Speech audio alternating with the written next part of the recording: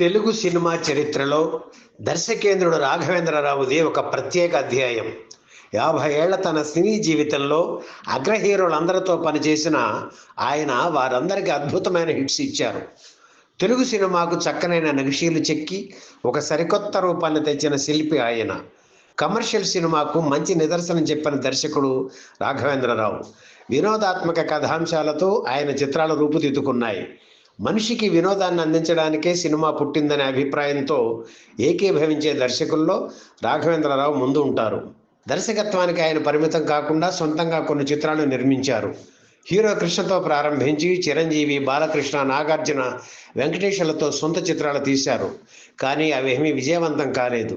నిర్మాతగా ఒక విజయం కోసం ఆశగా ఎదురు చూస్తున్న రాఘవేంద్రరావుకి ఘన విజయం అందించిన చిత్రం అల్లరి మొగుడు.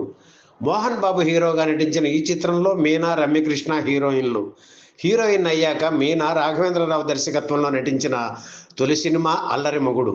మోహన్ బాబు హీరోగా నటించే చిత్రం నైజాం ఏరియాలో 30 లక్షల రూపాయలకు అమ్ముడవడం అదే మొదలు. 1992 ఫిబ్రవరి 14న 6 ప్రింట్స్తో నైజాంలో విడుదలై అల్లరి మొగుడు చిత్రానికి పెట్టిన పెట్టుబడి 30 లక్షలు 3 వారాల్లోనే రికవర్ కావడం విశేషం. కీరవాణి సమకూర్చిన సంగీతం అల్లరి మొగుడు చిత్రానికి ప్రత్యేక ఆకర్షణగా నిలిచింది. బం చిక్ బం చెయ్యి బాగా, ఒంటికి యోగా మంచిదేగా, నా పాట పంచామృతం, ముద్దిమ్మంది ఓ చామంతి పాటలు ఆకట్టుకున్నాయి. పోటీ చిత్రాల కన్నా తనదే పైచేయి అని చాటుకుని ఘన విజయం సాధించింది అల్లరి మొగుడు. ఇదే చిత్రాన్ని తమిళంలో రజనీకాంత్ హీరోగా వీరా పేరుతో రీమేక్ చేస్తే అక్కడ కూడా విజయం సాధించింది. కన్నడంలో రవిచంద్రన్ హీరోగా గడిబిడి గండా పేరుతో, హిందీలో గోవింద హీరోగా సాజన్ చెలే ససురాల్ పేరుతో రీమేక్ అయ్యి ఆ 2 చోట్ల హిట్ అయ్యింది.